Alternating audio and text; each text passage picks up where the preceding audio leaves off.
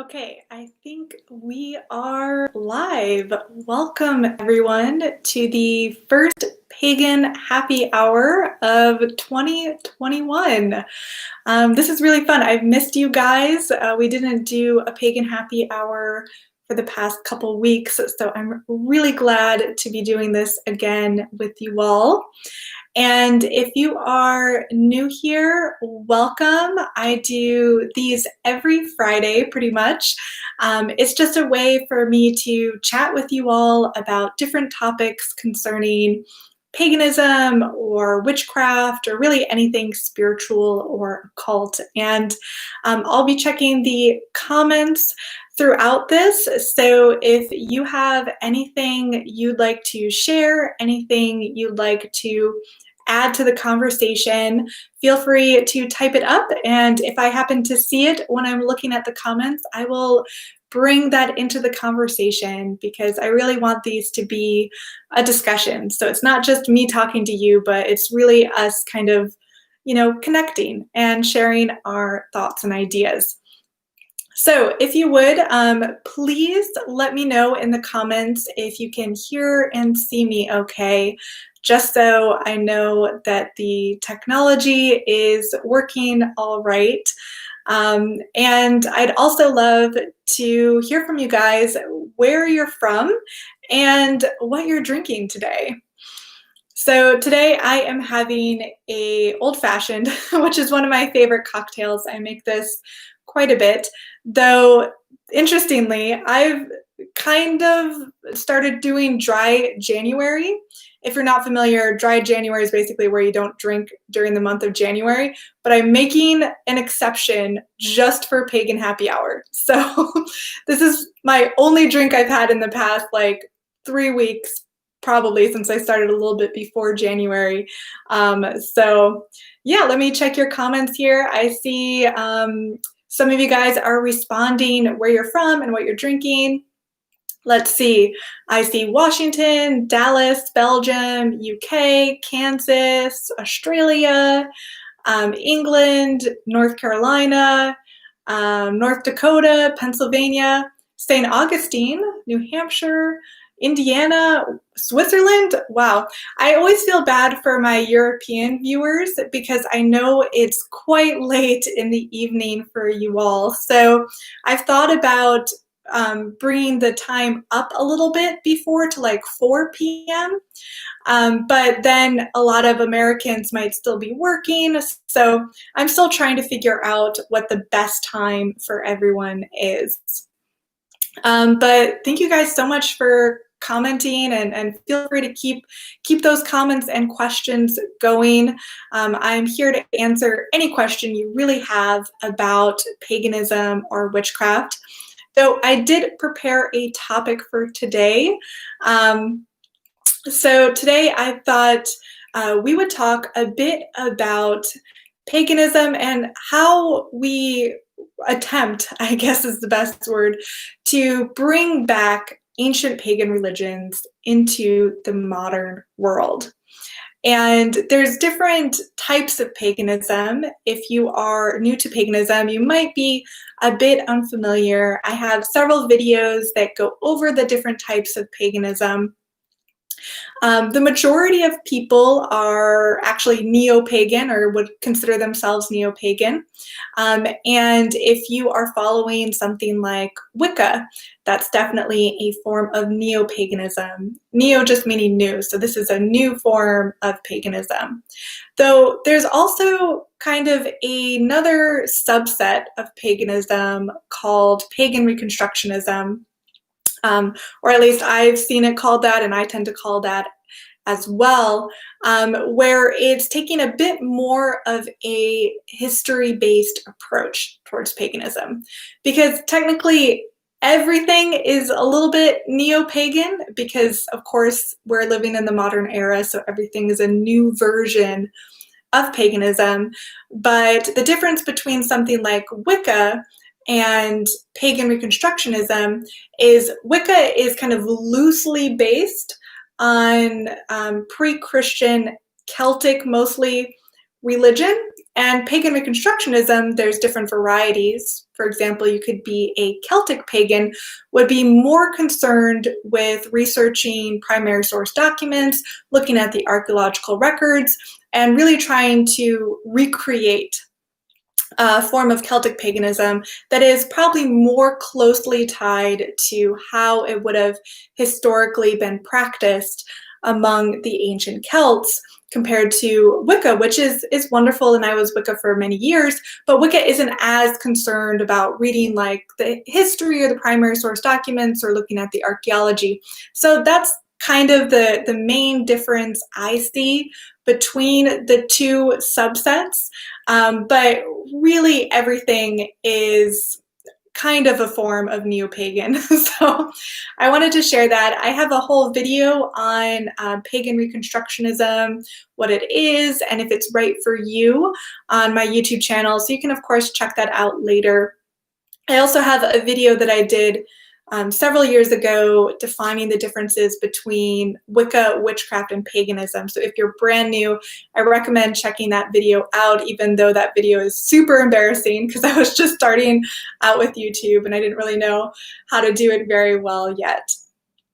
But yeah, so that's kind of what I wanted to talk about today. And I wanted to dive a little deep about what the point is, I guess you could say. Like, what would be the point of taking a path that is more pagan reconstructionist?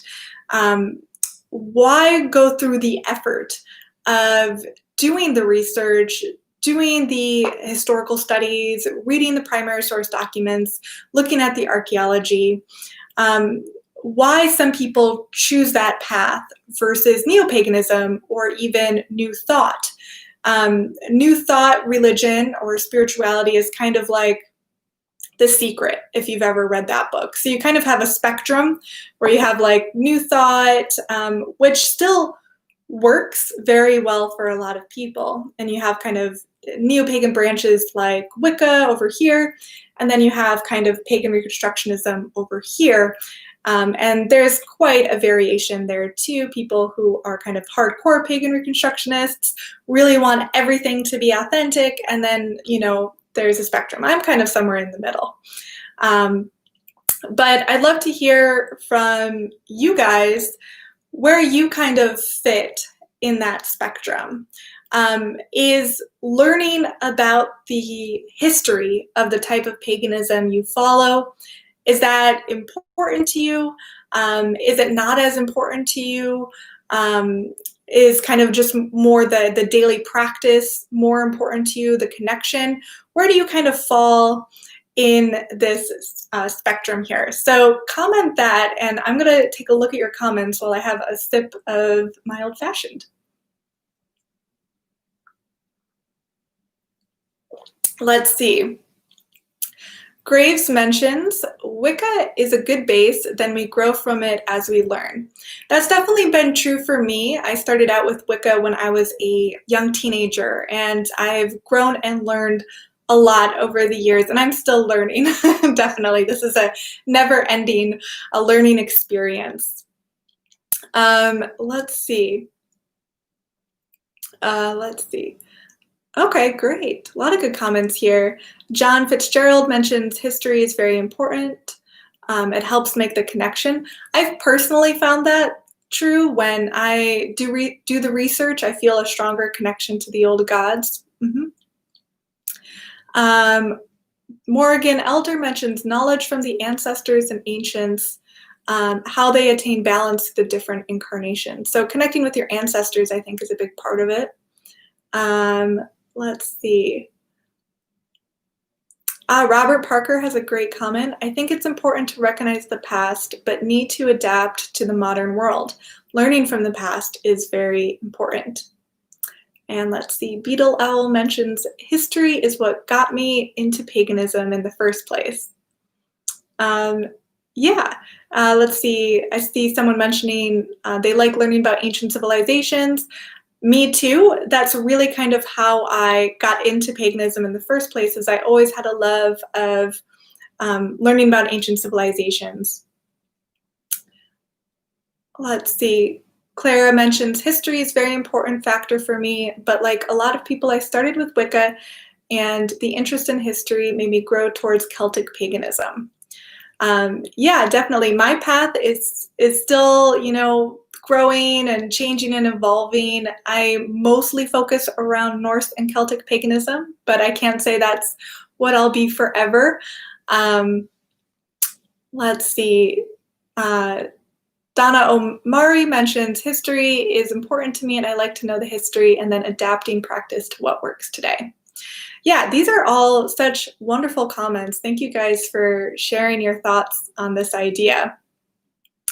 So I was thinking about myself too, why I'm so drawn towards, doing the study part, doing the research part, why I enjoy that so much.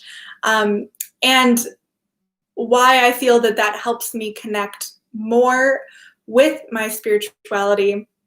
And I don't really have an answer, but part of me wonders if the modern world sometimes, at least I feel, gets very overwhelming sometimes. And I do find comfort in researching history. And I think maybe it's silly, but I kind of feel like there's something that's missing in the modern world, and that by doing the research, looking at these ancient civilizations, somehow I can find little tidbits of information that can help me understand the world and find greater meaning.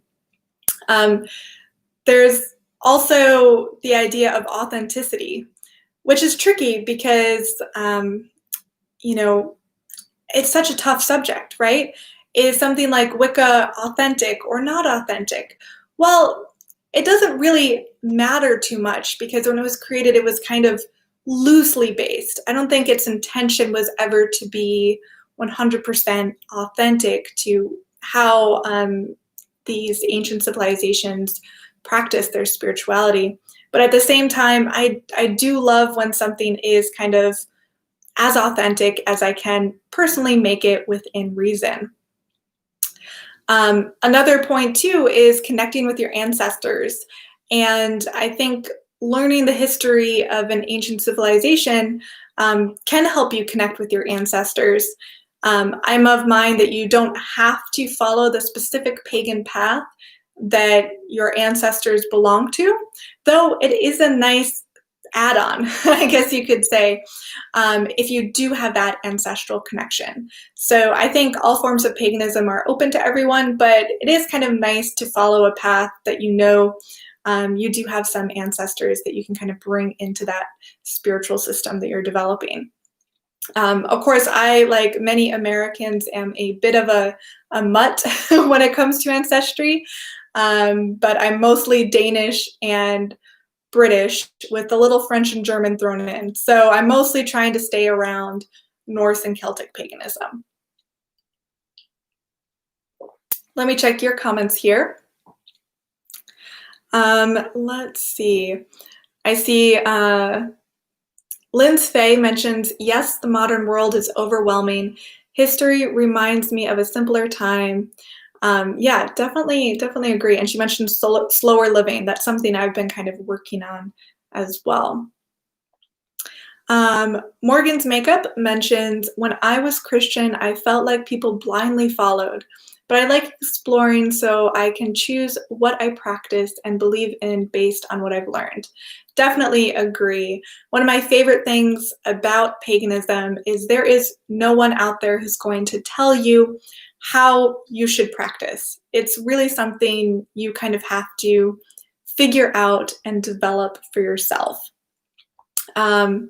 Let's see.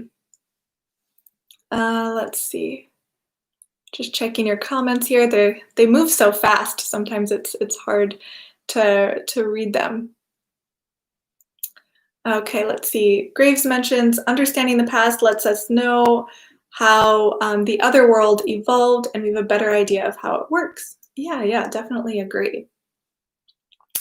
So I was also wondering and would love to ask you guys, what do you think are the biggest challenges when it comes to bringing an ancient form of paganism back to life, because this is tricky, and of course it's never going to be perfect, but I'd love to hear from you guys what you think are some of those biggest challenges when it comes to resurrecting a religion like Norse paganism or Celtic paganism.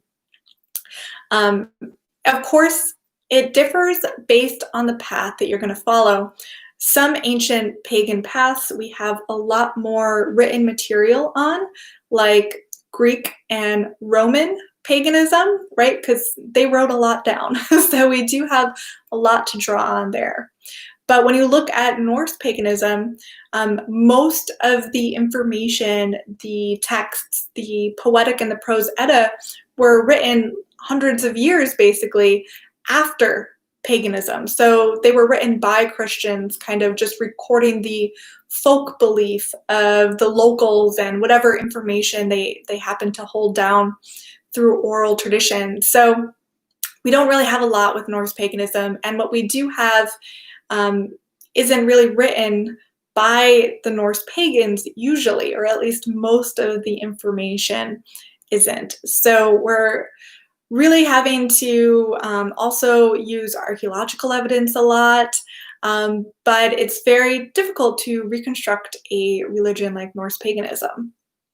Celtic paganism, unfortunately, is even harder because the Druids believed in the oral tradition, on passing information down orally, and they didn't write hardly anything down. So we really know very little about the Celtic pagans, at least in terms of written materials, but we do have a large wealth of folklore information. If you just think about the folklore of Britain, for example, there's a ton there and a ton that's still practiced today. Something I cover a lot on my channel is looking at folklore that's still practiced today and seeing how it might connect to an ancient form of paganism. Like in my video I did a couple weeks ago on the tradition of wassailing in Britain, and how that, to me, that kind of seems like a remnant of a ancient pagan practice. So yeah, let me know your thoughts. What do you think are some of the biggest challenges when it comes to reconstructing ancient pagan religions? I will take a look at your comments here. I see Savannah mentions the biggest challenges when trying to bring an ancient form of paganism back to life is probably lack of community. Yeah, I definitely see that. Community is something I've talked quite a bit about on my channel and during these live chats. So yeah, I definitely agree with that. Let's see. Draven mentions the fact that ancient morality and modern reality is different, and in Norse paganism specifically, the fact that some Norse pagan symbols have been co-opted by hate groups. Yeah, that's definitely a concern for sure with Norse paganism. Let's see. Oh gosh, the comments, they're moving so quickly. Okay, let me see. Morgan's Makeup mentions, for me, the biggest struggle is feeling so much meaning with my path and wanting to talk about it, but not having most people I know in real life be able to understand or relate to it. Yeah, that's tough. I am the only pagan in my family. In my friend group, I'm pretty much the only pagan. So I get pretty much all of my community online right now. And I do wish I had more close connections with people who were also pagan. Of course, this is why I do these live chats too, so I can talk with you guys about it. Let's see. Clara mentions trying to find sources that all have the same set-in-stone information is hard to find. It can be hard to find what practices you want to follow when there's a lot of conflicting information. Very true. There is a ton of conflicting info when it comes to paganism. Let's see. I see someone mentions, it's so sad we have almost nothing from Gaul. That's true. And it is really sad considering the Gauls were fascinating, and pretty much all we know about the Gauls comes from like the Romans. Julius Caesar's conquest of Gaul that he wrote does mention the Gauls, but he was their enemy at the time, so he didn't exactly paint the Gauls in a good way. Let's see. Amy Costello mentions, in my archaeology class coursework as an undergraduate, I was stunned by how often my predecessors were wrong. That's something that's always a risk when one tries to resurrect a practice. Yeah, exactly. So say you find this information and you're trying to reconstruct a Norse pagan holiday, for example, using what you know. And then you develop this tradition, you get a community, you're all doing this. Say you are celebrating Yule. And I did talk about different Norse pagan Yule traditions in my last pagan happy hour. But what if those traditions you later find out aren't historically accurate? Are you going to change something that's really become a beloved part of your community celebrations? Should you? That can be definitely very tricky. Let's see. Brienne mentions it's kind of hard to navigate the fact that Christianity had a relatively negative impact on pagan beliefs, as in loss of text and tradition. Yeah, you know, this is kind of a funny story, but I visited Rome for the first time, probably I think it was 2 years ago, and if you've never been, I would highly recommend. I loved Rome. But I was doing a tour of the Colosseum, and our tour guide was really interesting. And we were in the Colosseum, and he said something that I found fascinating. He said the words pagan holocaust when referring to Christianity. And he was answering a question that one of the other tourists asked about the Christians being killed in the Colosseum. And he said, in reality, that's basically negligible. That was maybe a couple hundred Christians killed over the time span of around 60 years. What you really should be concerned about is the pagan holocaust that came shortly after, where millions of pagans were killed or forcibly converted to Christianity. I had never heard that strong a word used about the Great Conversion of Europe. I personally wouldn't use that term, but I thought it really blew my mind that he felt so strongly about how much was lost, especially in a place like Rome when Christianity took over. But yeah, kind of a crazy story there. Let me see. Okay. Brienne mentions, oh my gosh, I'm so glad the tour guide brought up the topic, even if the term was questionable use. Yeah, definitely agree. Let's see. Someone mentions, why do so many religions see paganism as a negative thing? And this brings up a great point. One of the difficult things, even for us pagans nowadays, is that we pretty much grew up, most of us, I imagine, in a world and a culture that was predominantly Christian or at least Abrahamic. So even when we change our religion and our spirituality from something like Christianity to paganism, we still have that culture, that mindset deep ingrained in us. And it can take years to kind of release that. And it's even worse if you were very Christian, or if you grew up in a household with very Christian parents that thought paganism was about devil worship, and they kind of ingrained that thought into you. We really do kind of live in a Christian world here in America still, and I'm in Texas, so it feels definitely that way. Luckily for me, I grew up in a pretty much non-religious household. We went to church on like Easter. That was about it. So very lightly Christian. And when I did convert to paganism, I didn't get too much pushback from my parents at the time. But I was lucky, and I know many people are not as lucky as me. And there's a lot that needs to be done here. And a lot of pagans mostly stick within their community and aren't as interested in explaining paganism to outsiders.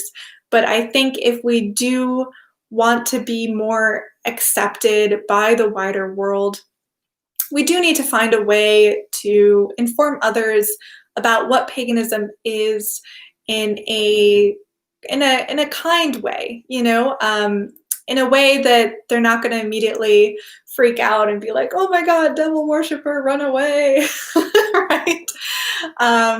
Because a lot of people are, very much that way. You would not believe the amount of comments I get on YouTube from Christians telling me I'm going to hell. So luckily it doesn't bother me at this point, but we do very much live in a Christian world. And when it comes to paganism and our own practice, sometimes it's tough to shake it off, to shake off that indoctrination in a lot of ways.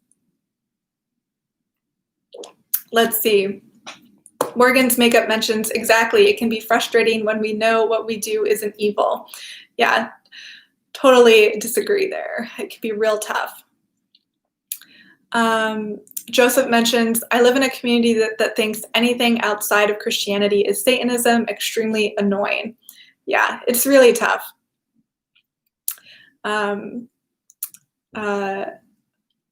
Let's see, someone mentions, it stinks that words like paganism and witch are so correlated with Satan or the devil or evil in general. Yeah, and there's a lot to that. I mean, paganism existed all over the world for millennia. Every single culture pretty much started as animism. Many eventually had their own form of paganism. And then when the Abrahamic religions came into existence, that pretty much all went away forcibly. And what we have nowadays are fragments, really. We have some information, we have some archaeological things that we can look at, but we lost so much. And that's mainly because with the Abrahamic religions, they're based around the idea that there can only be one God and that anything else is inherently evil and must be destroyed. So when I think about, I don't know, like large scale world peace level concept, I really think paganism is really the only way you could ever even hope to achieve something like world peace, because you'll never get to world peace if people are following a religion where it's their way or it's the highway. With paganism, it's always been, for the most part, open in let's add on a deity here, there.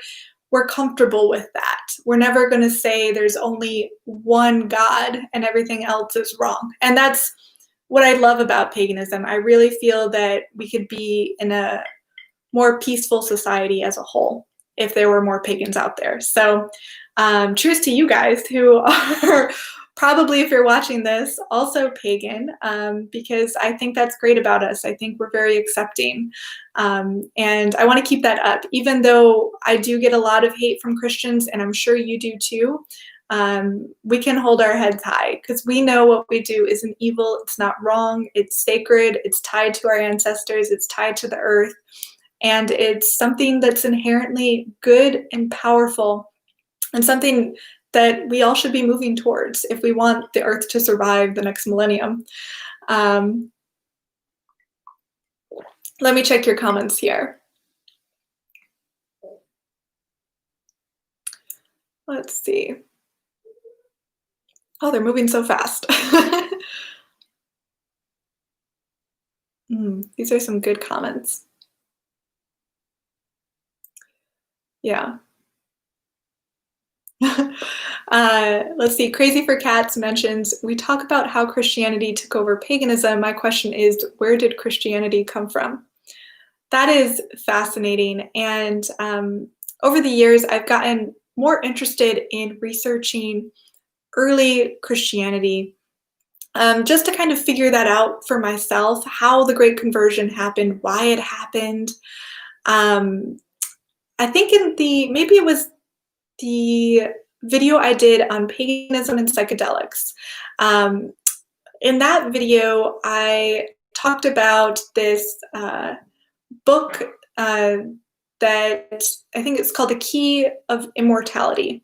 And in that book, there is, it's a guy, he's an archaeologist, he's a PhD, and he works to research early Christianity and also early Roman religious practice. And he made this fascinating link between the ancient Roman Eleusinian mysteries and the Dionysian mysteries, which are two historical pagan rituals, and the Christian Eucharist, making a connection that the Christian Eucharist is, in a large part, came from these earlier forms of pagan ritual ceremony. Super fascinating, but there's a lot there when you look at, the early forms of Christianity. Was Jesus real? Was he a historical figure? I personally think there was probably a historical figure named Jesus, but during that time period, there were a ton of people that were kind of like zealots or doing something different than the status quo, and he was just the one that ended up rising to fame. But one of the things I found out when speaking with Christians and engaging them in conversation, a lot of them don't even know their own history or don't really know the fact that the Bible was written hundreds of years after Christ's death. And when you start talking to them about this and you start talking to them about Christianity from a historical perspective and where this information is coming from, a lot of times they'll just shut down and recite verses from the Bible. And that's been tricky. But I always try to educate myself. Obviously, I'm not perfect. I don't know everything. But whenever I do have a conversation with a Christian about religion, of course, this doesn't happen that often, but I try and be as respectful and discuss the history and tell them about paganism. I mean, everyone knows the Greeks and the Romans, right? At least they know that. So they understand that the world was civilized, was educated, was powerful when everyone was pagan. So they already know that to a certain extent. And they also probably know that so much was lost with the conversion to Christianity. We lost so much scientific information. We just really lost a lot. But that time period in history where paganism is waning and Christianity is coming in, I find to be very fascinating. I also talked in, I think, 2 pagan happy hours ago about the city of Alexandria and how that city played into this time period. If you're interested in learning more about that, I go on this really fascinating crazy rant about the city of Alexandria, Egypt, if you're interested in that. But let me see, let me check your comments here. I see someone's mentioning visiting India and Hinduism. I'm so happy that like India and Hinduism is a thing, because when you look at ancient paganism or like Indo-European paganism, India is kind of part of that. So when you try and understand what an ancient pagan practice would have been like, you can actually look at Hinduism and gain some insights there, because they kind of come from the same family tree of languages of early pagan societies. So we actually can gain a lot from looking at modern Hinduism if we are looking at how do we reconstruct European paganism. So that's fascinating. I still don't know that much about Hinduism, but I really want to learn more. Another culture that still really holds on to its pagan beliefs, or I guess I should in this case say animistic beliefs, is Japan. And Shintoism is something I've been fascinated by for years. Back when I was in college, I studied abroad in Japan. I was an art history major, so I was there to learn about the art. And I spent a lot of time visiting Shinto shrines and learning about the different deities in Shintoism. And if you want to like think about a culture that still practices their ancient form of religion, really it's Japan and India. Those are two great places to start because they're both still actively practicing these ancient forms of religion. And I think about something like Norse paganism or Celtic paganism, which are paths that I'm very personally interested in. And I think about how in Japan they have festivals all the time, different ceremonies, different rituals that occur at Shinto shrines, and it's such a large part of the society as a whole. So people are always going to shrines, celebrating, doing different rituals, even if they're not necessarily super religious themselves. It's just an active part of their culture. And I think about what that might look like with something like Norse paganism, for example. If there were different temples throughout the United States or Europe where people could go, where there were different ceremonies that everyone would celebrate. Of course, all of that's probably not going to happen without some type of centralized institution. So that makes it tricky, but it's a great model. I think when we as pagans think about how do we reconstruct these ancient religions, looking at Hinduism in India and looking at Shintoism in Japan, both two cultures that still practice their ancient religion and incorporate it into their like lives in a really kind of organic and beautiful way. That can be a great example of how we could attempt to also resurrect religions that are more quote unquote dead, like Norse paganism or Celtic paganism.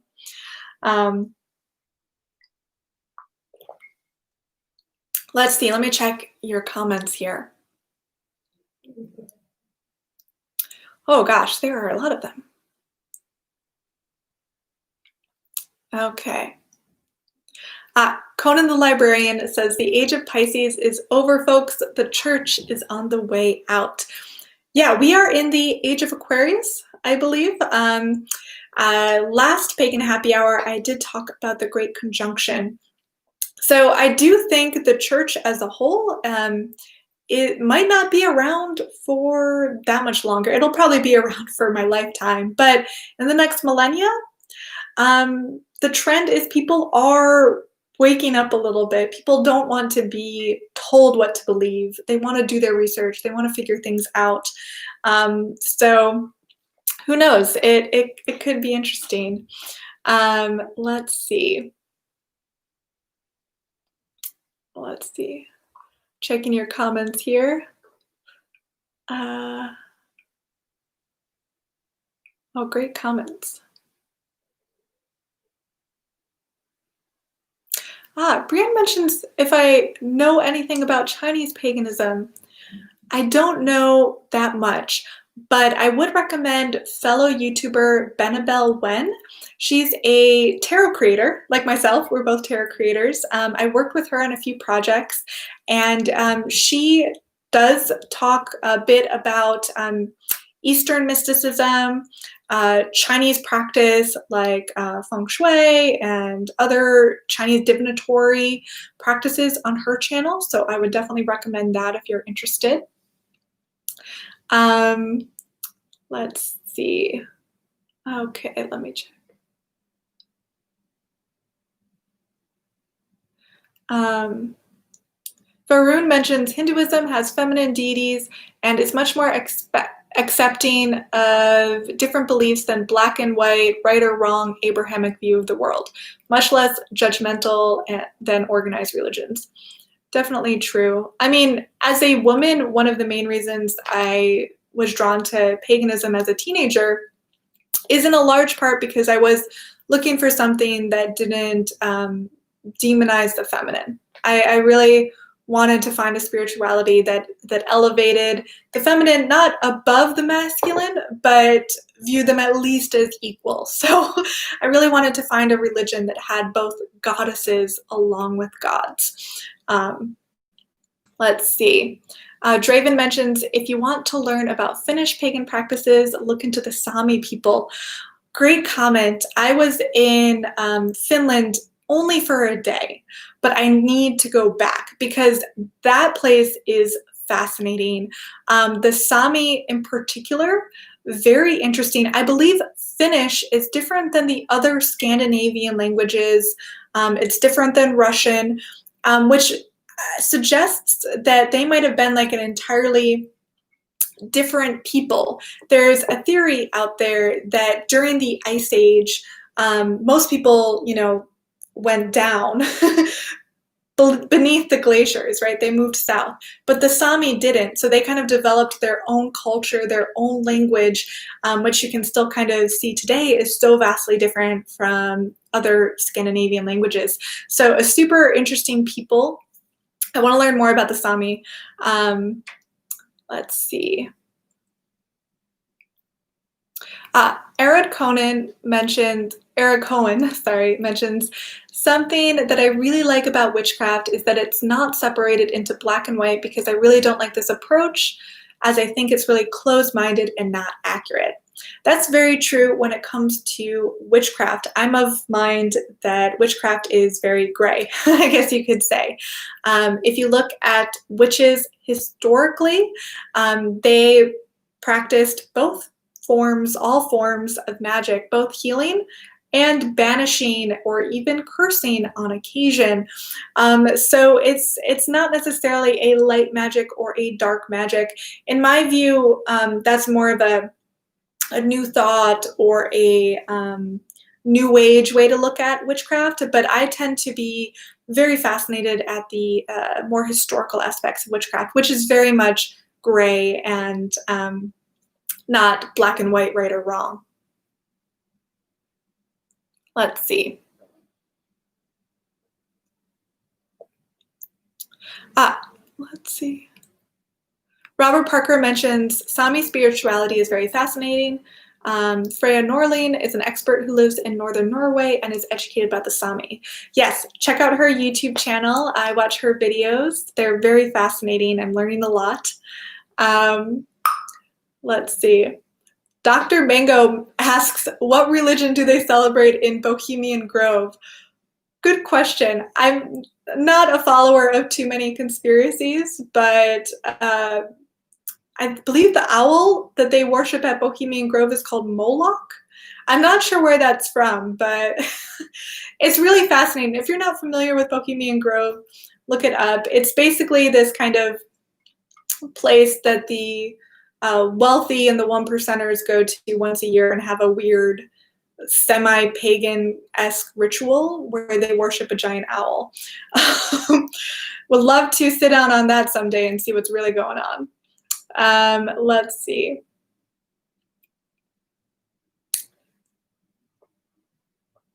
Okay. Someone says, is paganism more popular in women than men? That's a great question. And I think it's changing a lot. When I was starting out, paganism as a whole was heavily dominated by Wicca. And Wicca, at that time, this is like the early 2000s when I started into paganism, was predominantly female. So I think, yes, in like the early 2000s, the 90s, even, a lot of paganism was predominantly like female. But lately, I've been seeing a lot more men become interested in paganism. Specifically, Norse paganism has really like exploded over the past couple of years. A lot of people are interested in that. Kind of finding a I'm not sure why, but I think there's an aspect of masculinity when it comes to Norse paganism that a lot of men feel attracted to and want to embrace. It's kind of figuring out how to embrace a healthy form of masculinity. And I think when you look at the Havamal, for example, there are a lot of great examples of how to be a good man. And I think it's great the more men are getting involved in paganism and becoming more interested in it. And we have been suppressing the warrior archetype quite a bit over the past few years. And I don't want the warrior archetype to disappear. I think it's important. And I think maybe Norse paganism or even other forms of paganism help men who desire to embrace a warrior aspect of themselves. And I think that can be healthy. It can also be unhealthy. But I think that's good. And I'm excited to see that there's, more men, coming into this field. Of course, I see someone here mentioning Buffalo Boy from the news the other day at the Capitol. I was very annoyed to see his Norse pagan tattoos. That was kind of upsetting. Though I don't think he's an actual Norse pagan, or at least I've never heard of him in the community, but maybe he is. Anyway, there is a huge issue in Norse paganism.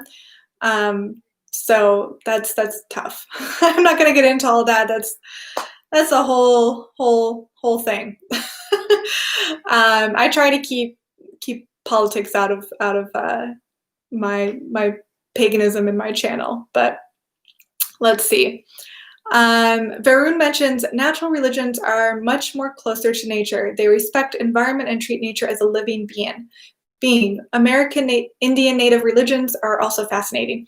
Definitely agree. And I think that's something that's really powerful and amazing about becoming a pagan is starting to look at the earth not as just a thing, but as a deity, as a living thing that you're interacting with. And once you start changing your mindset, it really changes so many other aspects of your life. Once you start understanding the changing of the seasons, looking at the earth, appreciating the earth, you start to kind of open up parts of yourself and your soul, if I might be so bold. And I find it to be very beautiful. So I think that's wonderful. And honestly, with the earth the way it is, we need to start treating it like a divine presence, because we're not treating it very well right now. Let's see, Draven mentions Thor, Odin, and Frey are more than just warriors. That's definitely true. One of the things I love about Odin specifically is he is kind of a god of war, but he's also a god of wisdom. And the fact that he's a god of wisdom shows you how much the Norse pagans valued intelligence and wisdom in their society. So yeah, definitely agree. Yeah, let me see.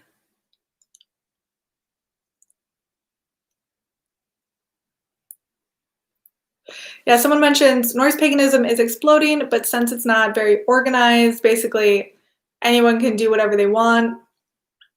That's true. That's an issue. Yeah, and I think that brings up a good kind of discussion point about organization and institutions. So if we are trying to resurrect paganism, if the trend continues and it continues to become more and more popular as people leave Christianity and other Abrahamic religions and move towards paganism, can we really function without institutions, without centralized organizational structure, and thrive? Or is it going to descend into chaos? And there's two sides to this. It's very tricky because on the one hand, I think a lot of people come to paganism, kind of me included, in part because it is very freeform. There's not anyone you need to pay tithes to. There's not a hierarchy. You're not below anyone. You're not forced to follow any specific path, right? So we don't want to lose that. That's in a large part why many of us came towards this path. But at the same time, how do we organize centrally so that we can stay strong as a community? Do we even want that? And that's tough because right now, paganism as a whole is mostly small groups throughout America and the world as a whole, and then it's a lot of social media. It's a lot of people like myself creating content, and I think that's great. I think I personally really love making short, digestible, educational videos about paganism because I want to help you guys understand paganism, and I think that's kind of my role at least I'm trying to figure out my role in this community, and I really love learning and sharing that knowledge with you. But how do we think about building a wider community as a whole and how we should go about doing that? I see Draven mentions Wisdom of Odin. Yeah, he does meetups that are doing very well. And I wanted to attend his last Yule one, but because of COVID, I didn't feel comfortable going. So I'll probably attend one of his big events soon after COVID, I guess. But yeah, so there's some people that are organizing community events and things like that across the country, and that's great. Are these small social gatherings enough? Is social media enough? And content created on YouTube, is that enough for us? Or do we need some type of larger institution? And if so, how could we create it without falling into the traps and the negative aspects of something like the Catholic Church, for example, that's had scandal after scandal throughout millennia at this point. So, where is that line, and how are we going to proceed moving forward? I think that's really interesting. For example, other religions all have priests and priestesses, right? Or mostly just priests. Very few have priestesses. But with paganism, there are some people that call themselves like a high priest or a high priestess. It's usually within their coven. There isn't really a ordination practice or a kind of a structure for, say, you want to dedicate your life to paganism. You want to help and serve others and the community. There's nowhere you can go. Like, there's no monastery equivalent or priesthood equivalent in paganism. So do we want that? Do we not want that? How could we do something like that? And also, how could you afford something like that? I mean, taking the church, for example, they get tons of money. People give money during church service every Sunday, and they donate and everything like that. So they have tons of funds to fund schools and academies and people to dedicate their lives and become a priest as a profession. Could we do that with paganism? Probably not at the moment. Most people are pretty adverse to contributing financially to something like that. And I totally understand that too. There's a lot of issues with the way the church is run. But I think these are interesting questions that we'll have to figure out as more and more people come to paganism, and we need to maybe think about having some more centralized, organized structures. But I'm just one person with my own personal opinion. So I'd love to hear from you guys. So share your thoughts here, and I'll check out your comments while I'm working on my old-fashioned.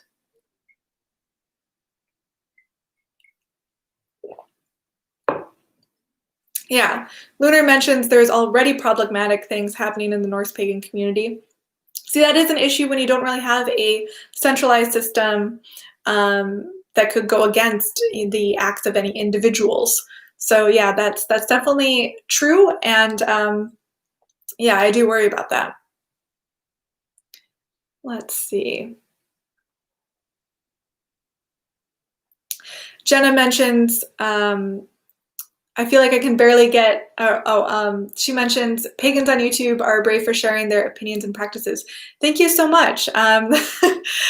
You know, it was kind of scary going on YouTube initially. I started a couple years ago, but it's gotten a lot easier, and society is changing quickly, and I think it is becoming more accepting. And I really don't run into that many people, you know, coming against me or my beliefs. I get the hate comments on YouTube, but at least when I go out and about, there's not really many visual indicators that I'm pagan because I dress like this. You know, you've seen me on my Instagram or whatever. I'm not exactly goth or witchy in my appearance, and I don't bring up my religious beliefs unless someone asks. If someone asks, I'll tell them. I'm not going to lie, but yeah. So I haven't run into too many issues yet. I'm sure if this channel continues to grow, that might be more of an issue, but it is scary at first, but if you are up for it, I highly recommend getting yourself out there, starting your own YouTube channel. We need more voices. We need more people sharing their personal pagan practice, because it is this great, diverse field of people. And right now, there's probably like a couple hundred pagan YouTubers, but you know, we could always use more. And I want to hear your thoughts and your ideas. Because I'm just one person sharing my own personal path and my own personal beliefs. So get out there if you feel up for it. Let's see. Brienne mentions consciousness kind of needs to change, and individuals need to become more sovereign over themselves and think more for themselves before large gatherings and groups can be healthy. That's an interesting point.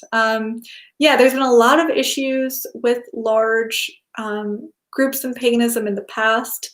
So yeah, I definitely agree there. Let's see. Yeah, great comments here. Awesome. Someone mentions there's a bunch of pagans on TikTok sharing information that's not accurate. Yeah, that can happen. I have a whole video where I talk about TikTok, and I tend to give them some slack because a lot of them are young, and TikTok as a platform, you can only have 60 seconds, I believe, so you can't really educate in 60 seconds, which is why I'm not on TikTok and I'm mostly on YouTube, because these are complex topics, and I can't share what Norse paganism is or what Celtic paganism is in 60 seconds. So as much as TikTok is trending, I probably think I'm not going to end up there. It's just not the platform for the content I personally want to create. But at the same time, I try not to hate on the young pagans out there figuring things out, because especially when I was a teenager and first discovering paganism, I had a ton of dumb beliefs. And I eventually grew and evolved over time. So I think that's just part of the process of growing up. Let's see. Okay. Oh, interesting. Lots of good comments here. Morgan's Makeup mentions, I like posting book reviews on Instagram, including the pagan books I'm reading. It's freeing to post these beliefs in a space where people accept it. Yeah, Instagram is a pretty accepting platform. Book reviews are really fun and a great way if you're scared about getting yourself out there, but you might want to try, book reviews are a great place to start. I love watching book reviews. I'm sure a lot of you guys do. So that could be a good, first YouTube video, sharing your pagan book collection if you're thinking about ideas. Someone mentions to attend pagan pride events when life gets public again. Yes, when I lived in Chicago, so I recently moved to Texas, but I used to always go to the pagan pride. I had a booth there the past couple years, and I was doing tarot readings and stuff like that there. Pagan pride events are great, though in terms of having a really good ritual experience, because they're so open and large, the rituals themselves, I think, tend to get a bit watered down, which is just kind of, part of the fact that there are so many people there. They tend to be very Wiccan based, but pagan pride events are really fun, especially for the lectures and things like that. So, yeah, so let's see. Varun mentions, honestly, more organized institutions get, more of their soul is lost. It loses the feeling. You want to be open source and heart oriented. That's a great way to put some of the dangers of organizations and going in that direction. I do think about this a lot with paganism, and there's definitely two sides to the argument. There's a lot of disadvantages of becoming more centrally organized to think about. Yeah, but it can be tricky. Mm-hmm. So, Graves mentions, I once did a Beltane ritual in Central Park. It was funny to see tourists join in right before they realized what was going on. That's funny. I always find it amusing. Easter every year. I know Easter is a couple months away, but Easter is basically a ancient pagan fertility festival called Ostara for the most part. Of course, there's different names for it. I have a video on the goddess Ostara or Auster, but that's why bunnies are the symbol of Easter, right? Because bunnies, they get around. They have lots of babies. And Ostara is at the spring equinox where life is returning, right? So the earth is going through its rebirth. So I find it so amusing seeing all these Christians celebrating Easter with like bunnies. and I'm like, do you really know what that means? Do you really know why bunnies and eggs are being celebrated here? Easter and Yule are pretty much the two main holidays that everyone celebrates that are just like basically straight up pagan. They just don't know it. But yeah, really good comments here. Thank you guys for sharing. Oh, and shifting gears a bit, I did want to share some very exciting news. So if you've been following me a while, you might have heard that I've been working on a tarot deck. This is something I've worked on for over a year and a half. I started out as a tarot reader with my website, so I've been doing tarot readings, tarot lessons, things like that.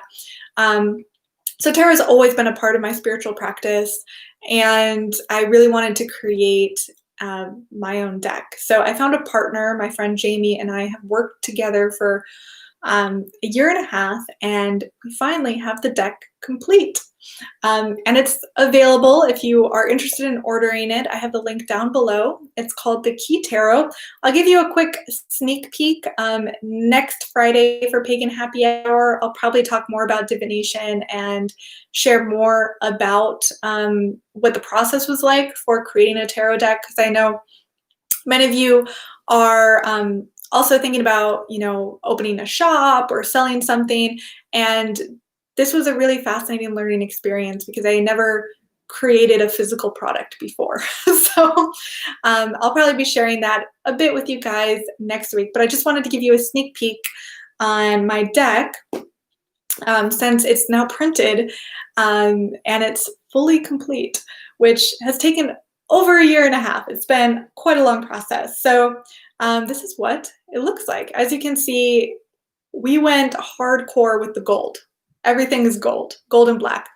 So it's called the Key Tarot. The lighting's a little bit weird because there you can see a little bit better because of my lights here.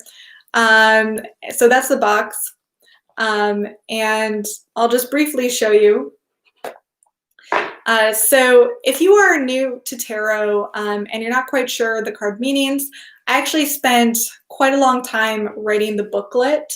So the booklet that comes in the box has a little intro for me, but also, you know, it has information on the meanings for each of the cards. So it's got keywords, and then it has my own interpretation of the card's meanings.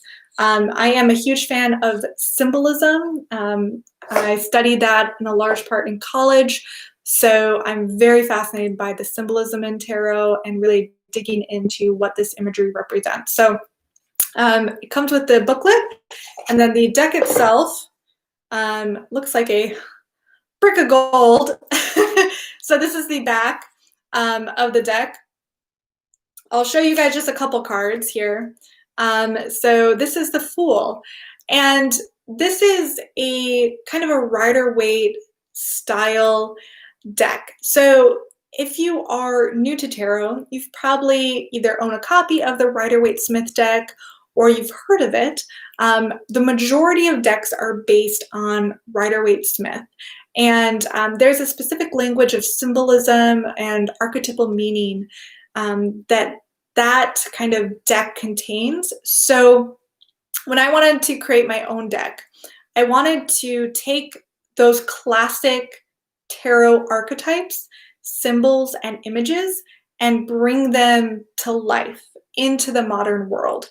So this is actually a photography deck. So it's pretty rare. There aren't many photography decks out there, but I actually use this deck as a way to take these famous images and make them real so that you kind of envision yourself more realistically into these scenes. So they are similar to Rider-Waite images. They're not all the same. I do have my own differences there. But I did want to hold on to that historic knowledge, those historic symbols, and reproduce them in a way that's kind of more modern and fresh. So I'll show you a couple of them. Here is like the Fool, for example. And I can probably talk more about the deck later, but we used models from within the Pagan and the tarot community. So it was a great way to bring other people from the community in. So, you know, it's a 78 card deck. We have a lot of models that we used. Some of them are fellow YouTubers, for example. This is the one I modeled for. So this is the Empress card. I'm wearing my wedding dress in this one, actually. I put it on again for this deck. But so I'm in the deck a couple times, but you really only see my face in that one. Here's the Emperor, for example. So you can see they're kind of based in a large part on Rider-Waite, but with kind of bringing in a fresh and modern twist. Here is the Strength card, for example. So really kind of bringing it into the modern day. So this is like a real photo of a lion and a person. It's just not the same photo. So we spliced those two photos together painstakingly with Photoshop to really kind of create that same aesthetic that you get in the Rider-Waite deck, if you're familiar with it. So here's the Wheel of Fortune, for example. Keeping that classic wheel that you see in the Rider-Waite version was important to me because there's a lot of neat symbolism there. So let me show you. Here's, of course, the Death card. You got to nail the Death card, right? Hey, fellow Norse pagans. This is May K. Hella, is the model for our Death card. She has her own YouTube channel where she talks about Norse paganism. Would highly recommend it. So she's a great fellow YouTuber. So yeah, if here's our judgment card. So we do change it up a little bit, but wanting to keep kind of the main ideas of the Rider-Waite deck intact. Here's the world card, for example. This is Bronx Witch on Instagram. Yeah, we have lots of, people from, the pagan witch community in here. So the minors too, this is a thing that always bugged me about a lot of tarot decks, is when they don't do full scenes for the minors, and we actually do. So there are full images in the minor arcana. They're not just symbols plastered a bunch of times. This is a fun one.